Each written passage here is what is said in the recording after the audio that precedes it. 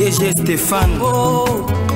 Balamwange Congo ya Lumumba Congo Tafachi beton Tangwe koki oyoyo Tangwango yangoyo ekoki Tolanda kango Papa Stéphane Balamwange oh yeah.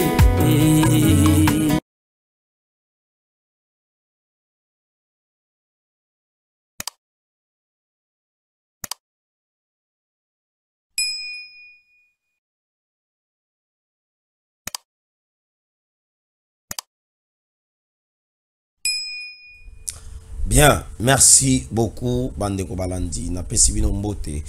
Bozui libaku ya kolanda biso mokona lelo, tozali lelo mercredi, toye pona kopesa bino ba information. Na pesi mbote na bino ba ibanso bozui libaku ya kolanda biso na mokona lelo. Alors, toye lisusu pona kopesa bino information. Nous sommes là, monsieur Marabobola. Nous sommes là pour vous communiquer, c'est notre travail de tous les jours, le patriotisme. Nous sommes là, c'est pour vous motiver, c'est pour vous donner les informations. Namakambo Oyoyo Ezakoleka Namboka et tous allez tellement déterminés pour nakoluka kozong sa kimia na Goma na Bukavu et puis na bisika nyonso Oyo bino boyebi batomboki ya M23 Oyo Kabila apesa minduki, Kabila apesa mbongo, Kabila akosombela teni, Kabila akopesa bango biloko kolia, Kabila akopesa bango nyonso sauf pema na bombo. Soki pe Kabila azaki na makasi ya kopesa pema na bombo mbe apesi M23 le souffle de vie pour nakoluka ko continuer ya ko sala ba exaction au bazo sala na niveau ya Est ya République démocratique du Congo.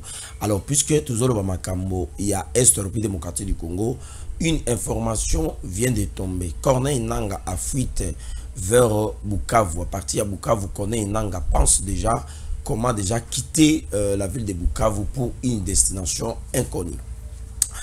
En dehors de cette information, le M23, par manque d'effectifs au sein de son mouvement rebelle, cherche maintenant à recruter les élèves dans les écoles.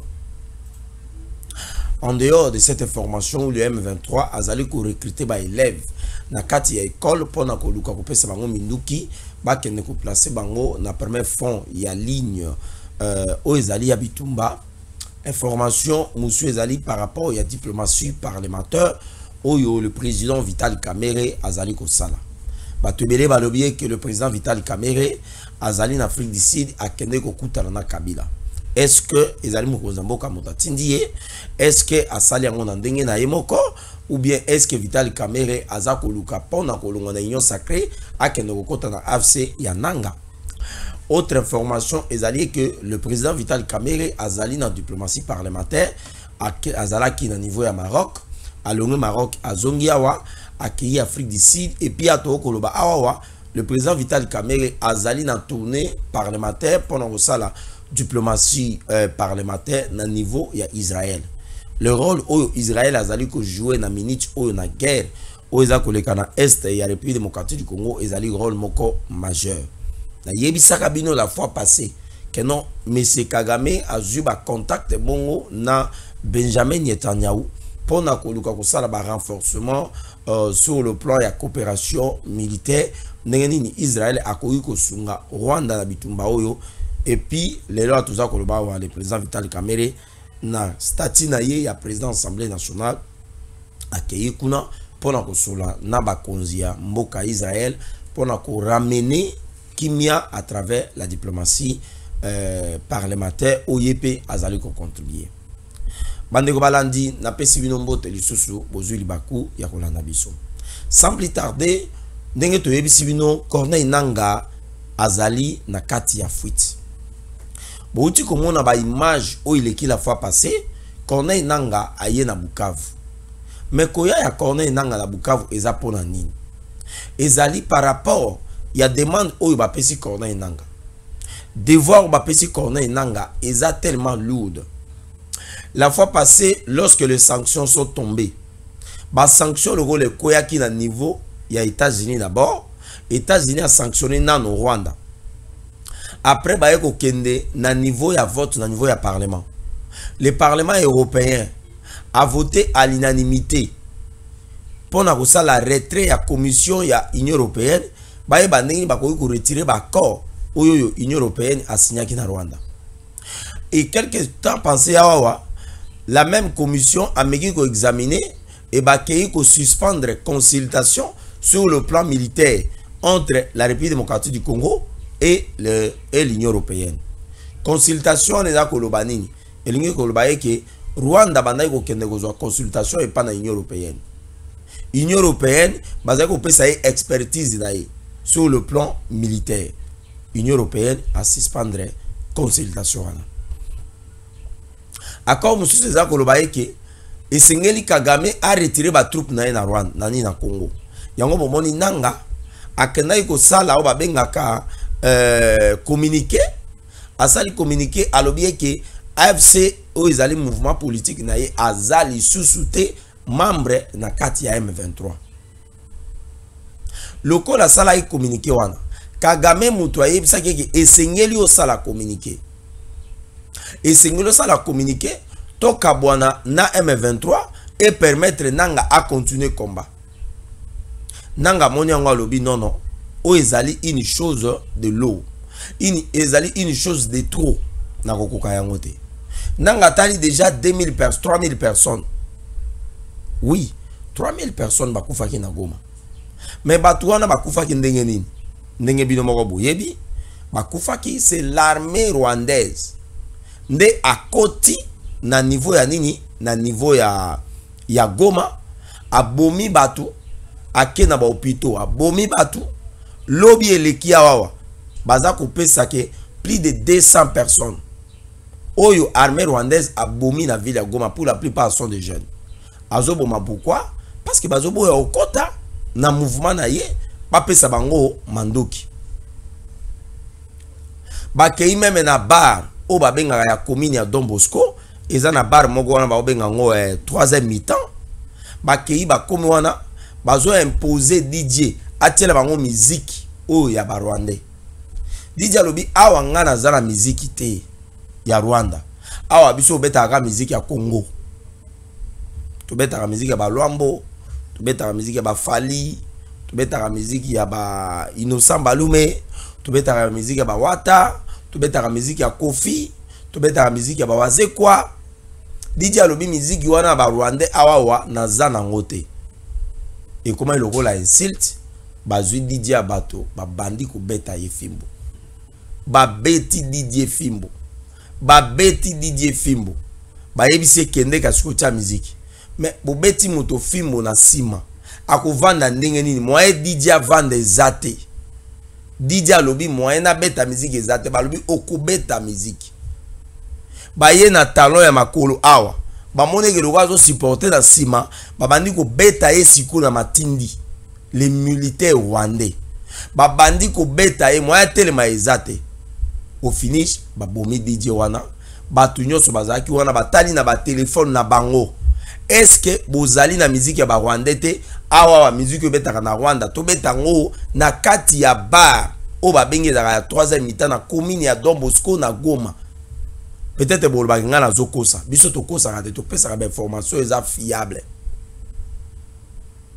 Batali na ba téléphone na bato moyen bazo musique ezate ba komi ko torturer bato 200 personnes bana mboka oyo bakufi.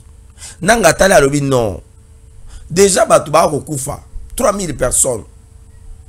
Ba statistique musu ba ONG mususu o ezali privé ba ko pesa au-delà même il y a 3000. Surtout tena ba 200 personnes ba kufia. Voilà comment on joue avec la vie des gens, chers compatriotes. Nanga lobité elingaki ezala malamu responsabilité wana ekende na mutu ya M23. Ponanga alingaki aloba eke soki se pays akanyi ngai ekena kei ko samba na ko se justifier que ezalaki ngate ezaki ba M23. Ezalaki ngate ezaki ba troupe rwandaise. Mais awa suko bolobi ke to kabwana ngai na continuer combat. M23 a limon na terrain. En tout cas, et que vous allez cracher sur la mémoire des Congolais. Et que vous allez une insulte sur les gens qui sont morts à Goma. Et puis, na ko yini sama. na mitu ya baimboka nanga boy devoir wana. Kagame a yebisi soit la vie soit la mort. Kagame a yebisi oyo ezali guerre de survie. Tozali ko mener guerre oyo parce que mbongo na biso to tiaki na rébellion. To sombi bateni, to sombi minduki, ba militaire rwandais ba kufi, to perdre mbongo, crédibilité na biso sur la scène internationale eza ko beba.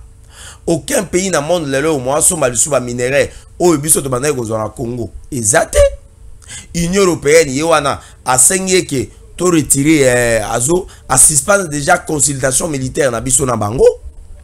États-Unis ba sanctionner ki biso. Ba entreprise américaine oyo ba banaye ko soma matière première pa na biso. Moi ba soma ngol lisu ezate. La communauté internationale à travers le Conseil de sécurité de l'ONU 15 membres bazuit décision à l'unanimité. Ata mboka mokote ba boyike ba telemilité likadisi wana ya ko sanctionner Rwanda. Ba lobie ke esengeli Rwanda a libéré Congo à travers ba militaire naï. Nenda lobi non. Moi je ne peux pas continuer avec ça. Ce qui n'a pas continuer boy alors ekozala malamu te. Yango moni nanga monaki un soulagement. Et pas na batata sango. Batata sango. Batata sango bazui avion baki bakiti na niveau ya Gisenyi. Baye na Kigali, baye Gisenyi bakoti Rwanda, bakoti Congo, bakoti Goma. Baye kokuta na nanga. Nanga monaki yango soulagement pourquoi? Talanga na yebisa yo le pourquoi. Parce que à mon ezalaki issu ya sorti. Ezalaki moyen pour naye à s'échapper. Lokola baye ko solola. Nanga yebisa ki batata sango oyoyo. Boyebisa yango Félix Antoine Tshisekedi Tshilombo. Que ndenge nazabu nazali entre le marteau et l'enclume. Moyen ya kubima ezate. D'ailleurs passeport nanga iba botola yango epa na ba Rwandais. Passeport ya nanga ba botola yango epa na ba Rwandais. Yango moni période mo boye nanga zalaki na Uganda. Tango akei na Uganda. Museveni a intervenaki pour bazwa passeport ya nanga ba pesa ye. Pression.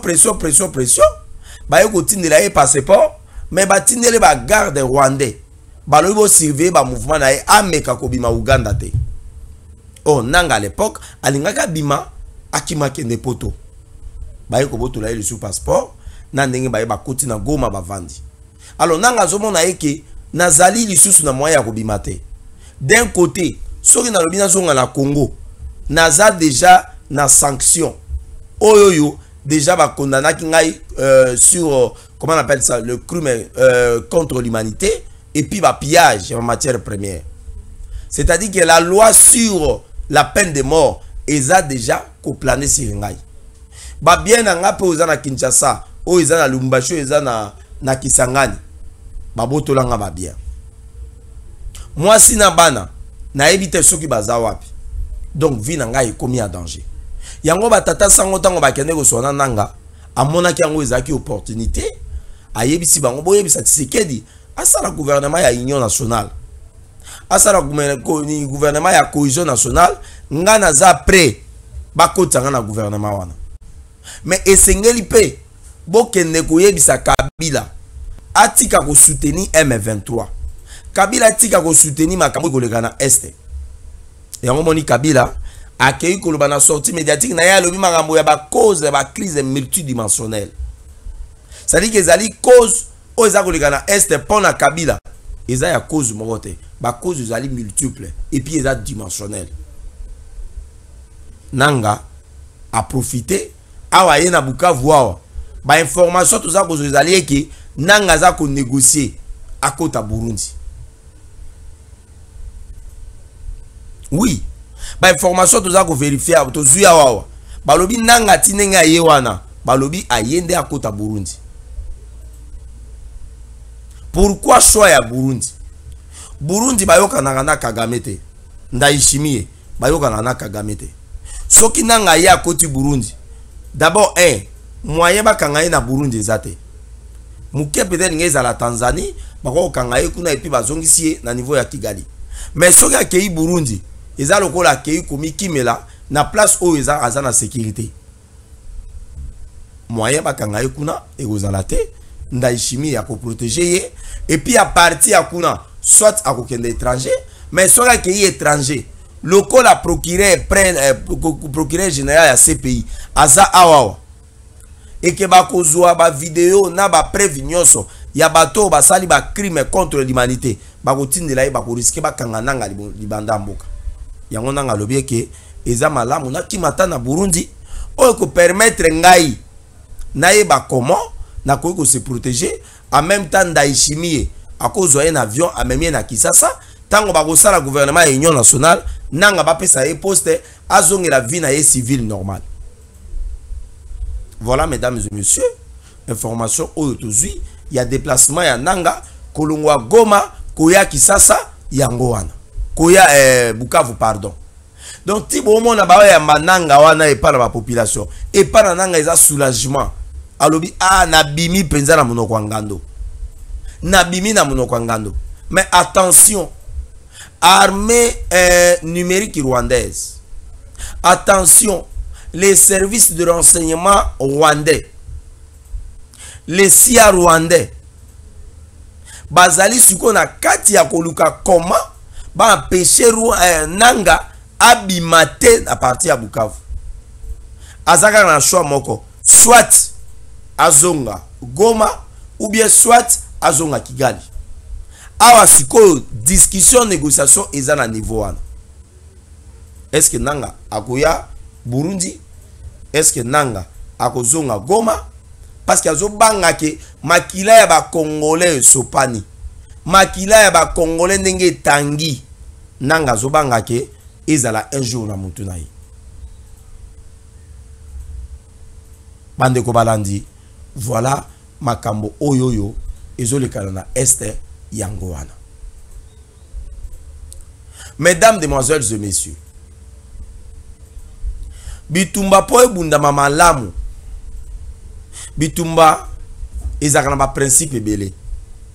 Il faut bozala ba munition, bozala tactique ba benga tactique militaire, tactique extra militaire, bozala ba tactique o ezali ya bibundeli et puis bozala ba bataillon d'appui. Lelo oyo M23 par la crise à effectif. M23 perdre ba soda et belé. M23 comme ko kende ko recruter même ba élèves. L'armée rwandaise a commis ko kende ko recruter ba élèves na kati ya école. Bazo banda parti à 8e hein? Oui. Bon, biso à l'époque ezalaki 8e lelo ezani. Lelo 8e ba obenga ngo 2e CO. O ezalaki premier cycle d'orientation, deuxième cycle d'orientation. Biso to bando benga ngo ba CO. Lelo ba obenga ngo 7e na 8e. Bango siko ba banda ngo parti ya 9e, c'est comme ça. 9e soki 10e, o ezali 3e des humanités. Bazoya ba élève et puis bazoya par na école.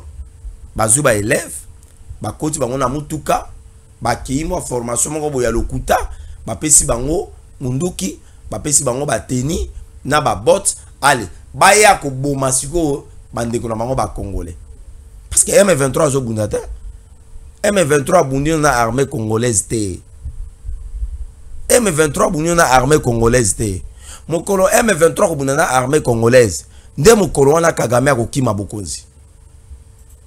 Oui. Mokolo M23 ko bunda na armée congolaise nde mokolo wana Kagame akokima bokonzi. Pour Rwanda en termes de superficie bazali plus ou moins à combien de kilomètres? 26 000 kilomètres carrés. En termes de population bazali moins de 15 millions. Moins de 15 millions. C'est-à-dire ville à Kinshasa et l'équipe Rwanda na batu. Donc Kisasa mobimane que tout abo to l'équipe Rwanda en termes de démographie, en termes de population. Yango mona ko lukazo mabele na Congo a élargi espace naï. Donc les M23 va comme recruter ba élèves. Lelo ba kena ba école, ba directeur ba école ba lobby moi ils ont libéré ba école bazongisi bango na bandako. Est-ce que Pierre tout ça na vidéo ana vidéo ya ba élève ndenge bazongisi bango na Goma oyoyo ba yebisi bango bozonga ndako po ba directeur ba école batali bana bazoya kotanga mais ba rebelle ba komi goya kozwa bana batina bango na armée soko boy ba bomio soko boy ba bomio yango omoni ba ONG ba komeli Nations Unies ba komeli UNICEF ba komeli ba organisation qui para makambo ya bana ba lobi bazwa ba décision urgente singeli ba sanctionner encore ma personnalité politique ya M23 ba sanctionner M. Kabila ou azali ko appuyer nanga ba sanctionner na Kagame pour permettre bango ba se retirer na mabele ya Goma bikambo yo za malamu te.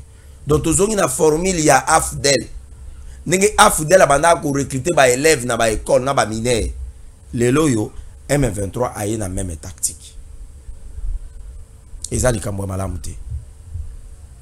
Bandeko balandi le président Vital Kamerhe azali na ba tournée à président Vital Kamerhe ezali pas dans le cadre à trahir Mokonzamboka. Toujours un peu par-ci par-là. Au nom le président Vital Kamerhe est en train de faire des tournées des tournées parlementaires pour la diplomatie parlementaire afin de trahir Mokonzamboka.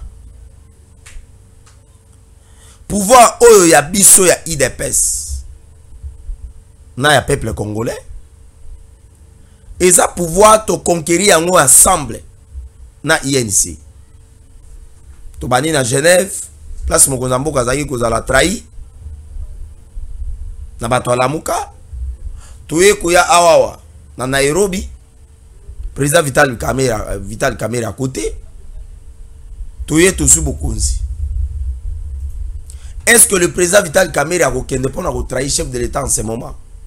Même à ta aujourd'hui, la politique congolaise est remplie de traîtres. Mais souvent dans la vie, batu o ba memaka solution. Ne souvent batu wana bazwaka ba attaque mingi. Même dans un monde de ténèbres, ceux qui déjà les sorciers ont compris que c'est ces pasteurs qui viennent prier pour ces malades, pour que ces malades puissent retrouver la guérison. Les sorciers ont souvent tendance d'attaquer les pasteurs. Si ce n'est pas les pasteurs, ce sont les enfants du pasteur. Si ce n'est pas les enfants du pasteur, c'est alors la femme du pasteur. Voire même son entourage. C'est pour les décourager. Est-ce que ce n'est pas en ce moment Oyo, ça la président Vital Kamerhe. Oh non, le président Vital Kamerhe est en Afrique du Sud pour aller rencontrer Kabila. Bon, admettons que il est allé réellement rencontrer Kabila. Mais quelle est alors l'objectivité de ce voyage? Le chef de l'État a dit, c'est Kabila qui est derrière Nanga. Et que le M23 est une chimère ou c'est un coquille vide, c'est le Rwanda qui manipule le M23. Les militaires qui sont au sein du M23, tous les matériels, les munitions et consorts proviennent du Rwanda. Alors, est-ce que sur la risque diplomatique, est-ce qu'on peut laisser Kabila et continuer comme ça? Nous avons vu ça avec Kabila ici. À chaque fois que Kabila avait des problèmes, Kabila utilisait les gens pour qu'ils puissent aller rencontrer les opposants afin de leur montrer la voie à suivre et revenir sur la table afin que Kimi Ekota. Combien de fois Kabila a envoyé les gens pour aller rencontrer Etienne Tshisekedi Wamulumba? Combien de fois Kabila a rencontré les opposants ici? Je parlais même le cas de Jean-Pierre Bemba. Ils se sont rencontrés tête à tête. Jusqu'aujourd'hui, nous n'avons pas si. C'est que les deux personnalités ont eu à échanger entre eux. Eden Kodjo est arrivé ici afin de réunir la classe politique congolaise, les différentes forces politiques pour avoir une solution. Le président a dit que cette guerre, nous allons la finir par la voie de la diplomatie. Et qu'est-ce qu'on appelle la voie diplomatique? Ce sont des négociations, ce sont des dialogues, ce sont des discussions franches. Montrer aux autres ce que vous voulez et que les autres vous disent ce qu'ils veulent. Ensuite, nous devons mettre ça sur la balance des négociations et afin d'avoir la solution. Le chef de l'État dit que c'est Kabila qui est derrière Nanga. Alors, si Vital Kamerhe, par la voie de la diplomatie parlementaire, pense qu'il faut aller rencontrer Kabila afin d'échanger avec lui, écouter aussi son son de cloche, écouter les revendications de Kabila, afin de ramener ça auprès du chef de l'État, pour qu'il puisse maintenant jauger, analyser et puis voir dans quelle mesure ils peuvent maintenant trouver une solution. Où est le mal? Moi, je ne vois aucun mal. Si le président Vital Kamerhe va rencontrer Kabila afin d'échanger avec lui, afin qu'il puisse alors se retirer, de ne pas soutenir Nanga, moi je ne vois aucun mal. Parce qu'en ce moment, nous avons besoin de la solution. La solution est que la paix revienne à l'Est. La solution est que les militaires rwandais puissent se retirer sur le sol congolais. Et que Nanga puisse cesser de faire tout ce qu'il est en train de faire. Mais le mal serait peut-être que le président Vital Kamerhe puisse aller auprès de Kabila afin qu'il puisse créer, entre guillemets, une coalition et renforcer Nanga pour chasser Tshisekedi de pouvoir. C'est ce que moi je peux condamner. C'est ce que moi je peux condamner. Mais en ce moment, connaissant le président Vital Kamerhe et aller dans ce sens, que créer une coalition pour renforcer ou alors intégrer l'AFC, que le président Vital Kamerhe puisse accepter d'être dirigé par Corneille Nanga afin de venir renverser le régime de Tshisekedi, en tout cas, j'en doute un peu fort. Pour le moment, nous avons besoin de la paix et que cette paix ne peut pas toujours venir par la voie des armes, mais elle peut aussi venir par la voie diplomatique. En dehors de cela, nous avons appris que le président Vital Kamerhe était avec les autorités israélites, l'ambassadeur de l'Israël au niveau du Rwanda et puis au niveau de l'Israël. L'Israël a un rôle dans ce qui se passe à l'Est. L'Israël envoie aussi ses experts ou alors ses matériels. Nous avons appris que non, l'avion de chasse, notre Sukhoi 25, lorsqu'il est dans les airs pour aller attaquer les positions de M23, les pilotes ne voient que des brouillages. Des brouillards, pardon. Des brouillards, voilà. Je ne sais pas si j'ai bien prononcé, Jésus en collé. Des brouillards, voilà. Brouillard ou bien brouillard? Brouillard, merci beaucoup. Les pilotes ne font que voir des brouillards. Mais quel est cet appareil qui transforme le climat en brouillard? Quel est cet appareil?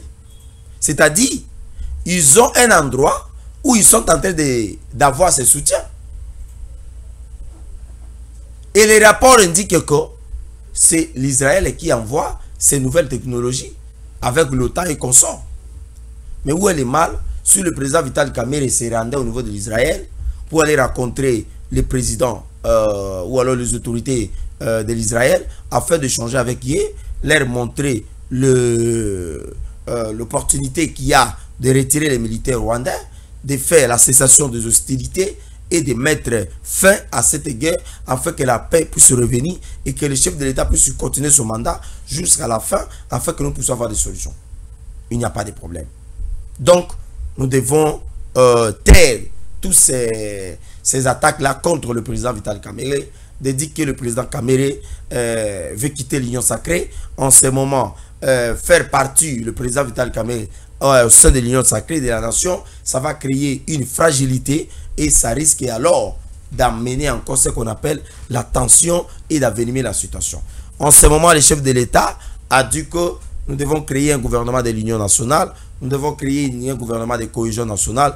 Mais comment on va créer un gouvernement de cohésion nationale au moment où ceux qui sont avec le chef de l'État, on veut les attaquer, qui puissent alors quitter le chef de l'État et aller ailleurs, pendant que nous avons besoin de gens qui puissent venir nous renforcer, afin que nous puissions avoir la paix. Donc, merci, bravo et pas na président Vital Kamerhe, na mosala za kosa diplomatie parlementaire, nous avons besoin de ça et nous ne voulons plus que le peuple congolais akufa topesi mokako soit et pas na président Vital Kamerhe na mosala oyo aza kosala pembeni ya mokonza mboka nde loko babengaka loyauté yango wana. Loyauté nde yango wana. Bandeko balandi donc aussi sa émission oyoté sans que n'a félicité une personne, une autorité de la place, un fils digne de l'Union pour la démocratie et le progrès social, IDPS, son sigle, un haut cadre de Benelux, l'UDPS Benelux, à partir de l'Europe là-bas. Il s'agit de Alidor Béa. Qui est Alidor Béa? Alidor Béa, c'est un fils de la République. Il est venu, lorsque le chef d'État a eu le pouvoir comme toute la diaspora, il est venu aux côtés du chef de l'État. C'est à travers son intelligence et son savoir-faire sur les territoriales que le chef de l'État l'a placé au niveau de l'IGT, Inspection Générale de la Territoriale. Et là-bas, ce monsieur n'a pas croisé le maire. Il n'a pas attendu qu'on lui donne le financement et qu'on sort. Il a commencé par ses maigres moyens. Le monsieur a eu à travailler. Et aujourd'hui, l'IGT est en train de sortir, notamment dans le gouffre de la misère, de l'oubli. Il a été avec le gouverneur Daniel Bumba. Il a facilité la remise et reprise parce que Ngobila n'était pas là. Aujourd'hui, au moment où nous parlons, l'IGT est sorti, notamment dans ce gouffre de pauvreté. Il a doté cet organe de la territoriale de ce qu'on appelle d'une loi organique de l'IGT. Donc, avant d'intégrer cette inspection, vous êtes censé connaître ce que c'est l'IGT. Il a doté de dupes. Et il est en train de voir comment doter un nouveau bâtiment. Voilà pourquoi nous devons féliciter le leadership de Alidor Béa pour avoir notamment amené un nouveau vent au sein de l'IGT. Et nous le félicitons, nous l'encourageons d'aller de l'avant. Nous demandons au chef de l'État, pourquoi pas, à continuer à donner la confiance et les moyens à cet homme qui est venu pour travailler afin que la territoriale puisse revenir comme c'était auparavant. Merci beaucoup. Topé Sibino, merci. Et Topé Simbo Tenabiso. Et par excellence, Nicolas Kazadi, l'homme de l'intelligence sur la mobilisation des recettes de finances publiques. Nous risquons de perdre ce que l'excellent Nicolas Kazadi a fait à la tête des ministères. Et les conséquences, nous aurons des dégâts collatéraux. Fwamba est arrivé, mais qu'est-ce que Fwamba fait? Fwamba risque de détruire tout ce que l'excellent Nicolas Kazadi a fait à la tête de ces ministères. Fwamba risque de ramener notre budget de 18 milliards à 4 milliards. Fwamba risque de ramener toutes les réformes que Nicolas Kazadi a fait à la tête de ces ministères à zéro. Fwamba risque de remettre alors ce qu'on appelle les mafias. Ça n'a jamais été le cas. Aujourd'hui, M. Fwamba va faire ça. Fwamba risque alors de détruire tout ce que Nicolas Kazadi a fait. Alors que Nicolas Kazadi a présenté ses réformes pour l'évolution et le développement de notre pays. Nicolas Kazadi, l'excellence, a travaillé afin de ramener les choses au clair. Voilà pourquoi nous devons saluer le leadership de l'excellent Nicolas Kazadi. Lui qui a fait un passage remarquable. Il a un bilan exceptionnel à la tête de ses ministères. Aucun ministre n'a fait ça depuis l'histoire politique de notre pays. Tous les ministres des Finances qui sont passés à la tête de ces ministères, aucun ministre, je dis bien aucun. Si vous avez des doutes, allez vérifier. Nicolas Kazadi reste un monument, un icône à la tête de ces ministères. Voilà pourquoi notre souci est que M. Fwamba va tout détruire. Et quand il va détruire, c'est comme ça qu'on va chercher maintenant Nicolas Kazadi. Et nous demandons au chef de l'État de penser à cette intelligence. Pourquoi pas les placer?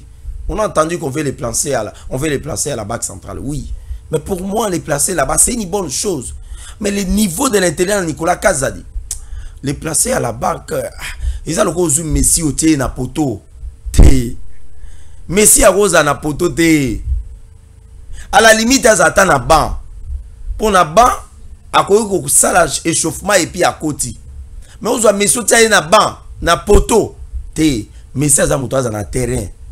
Babi nga ba renard de surface. Aibi ko balusa. On a besoin de bi ekota to mener avec Nicolas Kaza to banda ko mener déjà. Mais depuis Fambayo ana Mama Tuluka a kokate ministre Fasuti a kokate ministre de transport bazo kokate ministre de l'intérieur ba moyen pour na côté de l'insécurité bazo kokate. C'est-à-dire que bref, moto à faire échouer Madame Tuluka, c'est le ministre des Finances. Tout ça na mokozamboka bozwa ministre des Finances. Azala conseiller na éviter son collège de conseillers na présidence kuna pour na makambo etali mobilisation na makambo etali sensibilisation ya baimboka ndango mokonzi akendaka na ba province parce que yaza mukasi na mobilisation ya bato économie tikela ba kolo économie mobilisation ba recette tikela bango ndenge to lobaka ba teke to tikela bango kwanga e bangala to tikela bango mosaka et to yeli sipe mese fwamba économie tikela Nicolas Kaza. Merci beaucoup, à la prochaine.